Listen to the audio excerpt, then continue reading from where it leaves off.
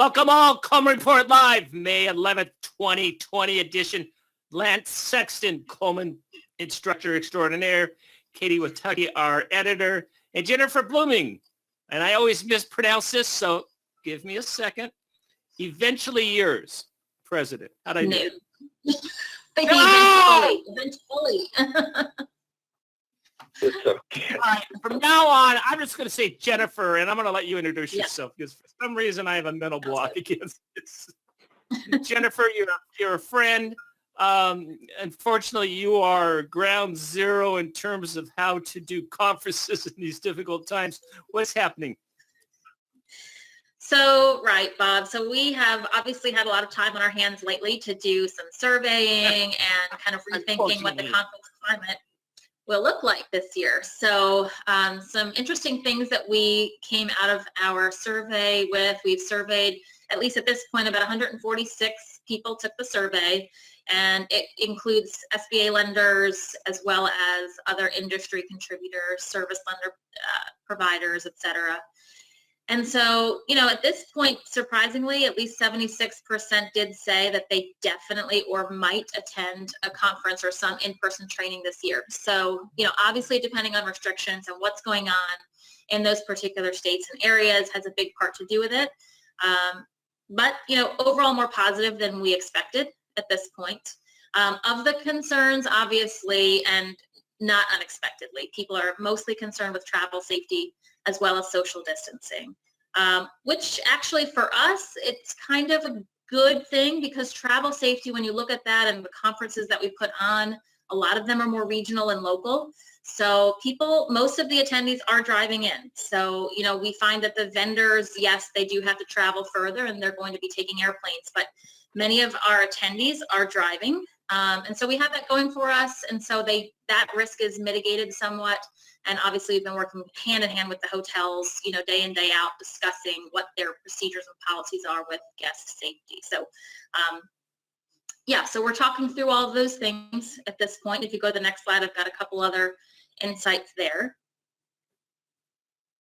Yeah, so when we asked when the soonest was that people expect that they might consider attending a conference, August was, overwhelmingly the earliest we saw.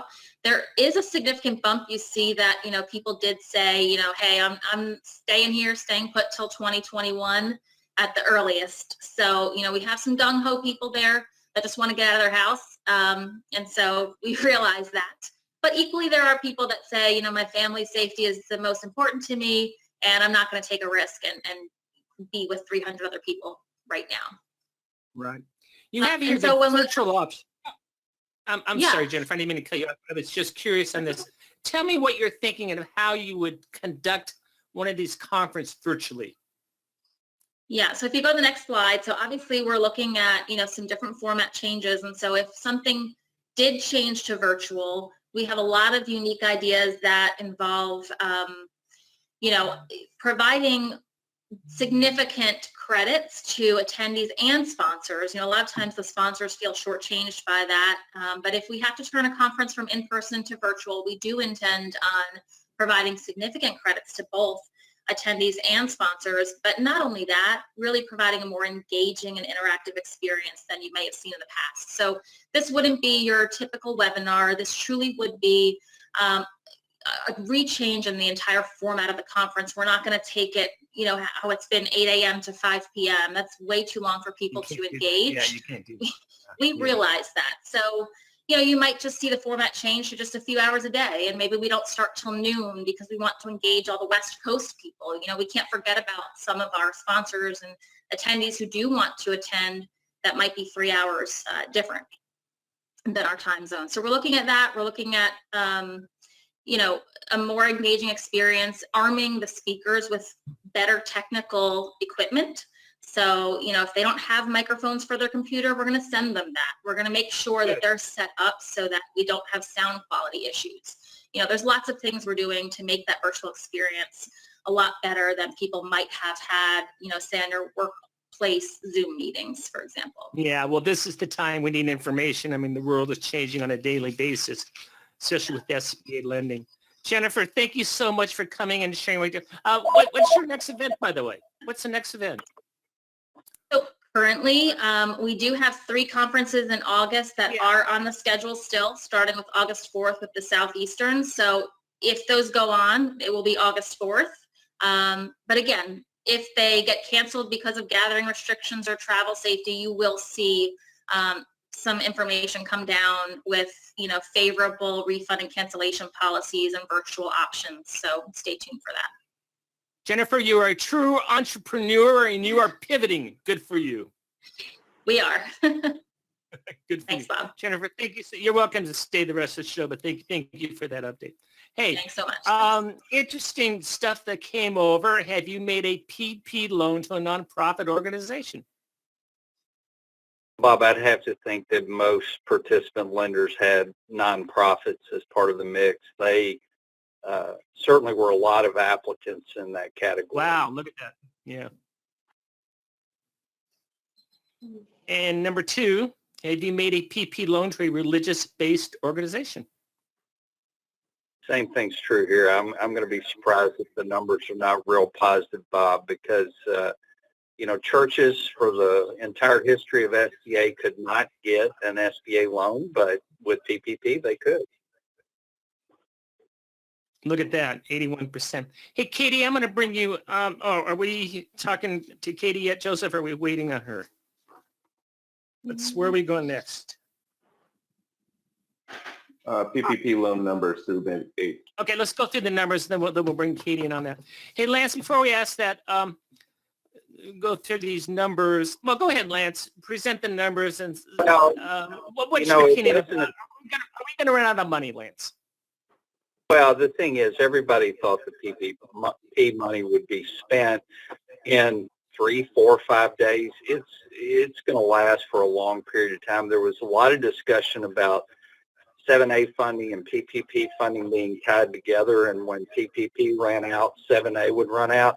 It doesn't look like either are going that was to. That was a mistake in a draft from SBA, and they reached out to us and said, no, that's not going to happen. Yeah. Neither one's going to occur, but it appears that PPP funding will be around for a while because, the second round, we still have more than $100 billion available in PPP funding. So it was a surprise. John was on Friday or Thursday last week, and he was in the same boat I was. I truly felt like that the money would have ran out a lot quicker than it did, but there's still plenty available. Lance, you still have friends in the agency. What are you hearing about the forgiveness guidelines, which we all are desperately waiting for? Well, I've heard that we potentially will see information and guidance on forgiveness this week. I hope so, because I think we need it. The industry, yeah.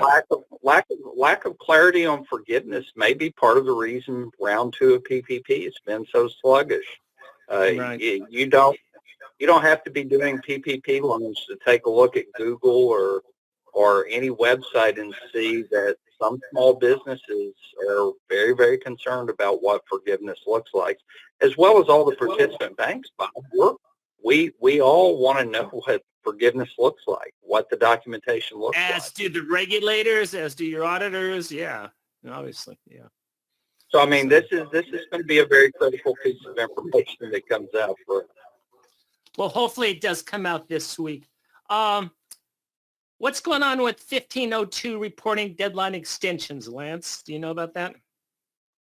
I'm not sure, other than, and again, Bob, I'm just speculating that because of, you have an institution that has a couple hundred SBA loans on their 1502 report, and all of a sudden they've got 1,200 PPP loans added to it.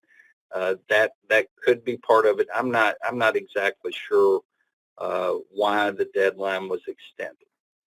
Okay, very good. Katie, interesting articles over the weekend about, I guess, some people are criticizing these religious-based organizations accessing PPP funds. What's the story on that?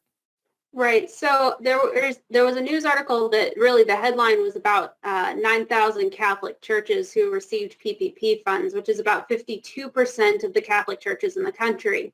But the article did go on to say that about 59% of Protestant churches in the U.S. have also received it, and approximately 573 Jewish organizations as well. So a very large portion of these PPP funds are going toward religious houses of worship and also schools associated with them. So if there's a Catholic church that has a school, or even some of these Protestant churches have schools attached to them, the funds are going there as well. What we're seeing is that some people were being critical because churches are traditionally not allowed to receive these funds.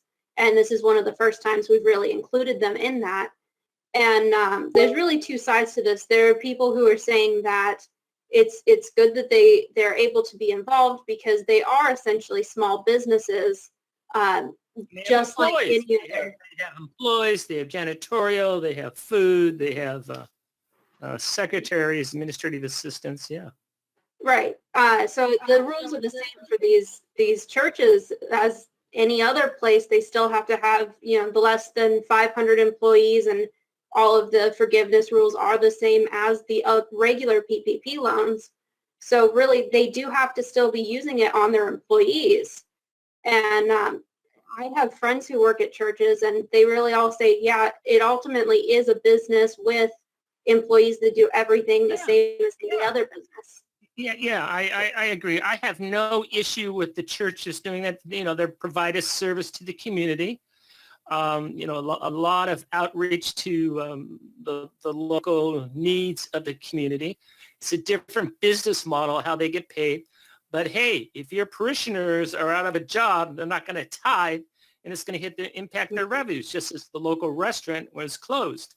So I personally don't have a problem with this because I agree. They are small businesses, especially who they employ. All those people who work at a church, there's other than the ones with the callers, everyone else has to get paid, Katie. Mm-hmm. Well, another comment on that, Bob, is we have to remember what the objective of the PPP program is. To keep people thank you, Lance. Thank you. I appreciate it. Go ahead. It's not a regular SBA loan. It's to keep people employed. So, the old rules that we can't do religious institutions, we can't do nonprofits, it's understandable that they loosen those because the objective is to help people stay employed. Yeah, excellent way to end the conversation. Katie, you're writing a story for tomorrow, and the Inspector General did a flash report. What's going on there? Right. So the main portion of this that's really important is that they found several aspects of the PPP program that is not aligning perfectly with the Act provisions. And primarily that is they're saying that they don't prioritize underserved and rural markets as much as they would like. The loan proceeds eligible for forgiveness isn't quite what they were hoping for. Guidance on loan deferments and registration for loans, those are all things that they decided that they need to take a look at and see if they are following it. The OIG is saying they're not quite up to what the provisions say. Very good, very good. Here's a editorial comment, Bob. It's easy to criticize or to pick apart a program that got pushed out quickly.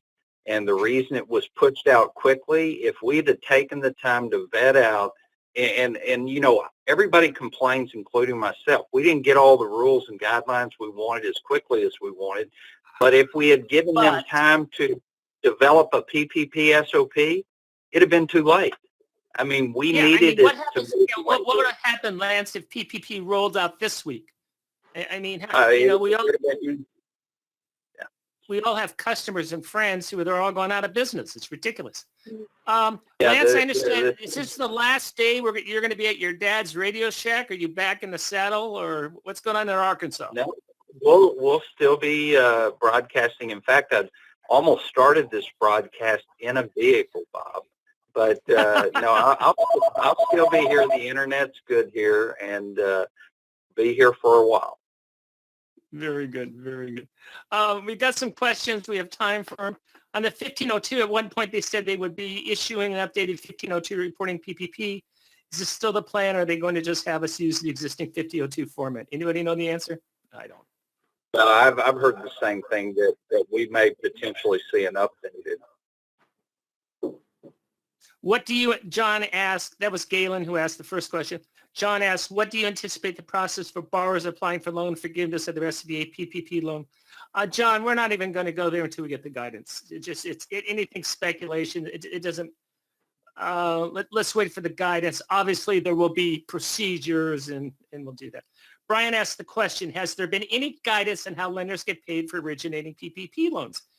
That is likely when they extend the deadline for the 1502 reporting so they can delay paying us further the losses within 5 days of making the loan. We need our money. Well, I think part of the extension of the 1502 is they gave that safe harbor rule. So if somebody got a PPP loan and probably shouldn't have and was going to return the funds, they want to give them the opportunity to return the funds and not be reported as dispersed or and inadvertently send the fee to the bank on a loan that shouldn't have been done in the first place. Because take the Ruth Chris deal.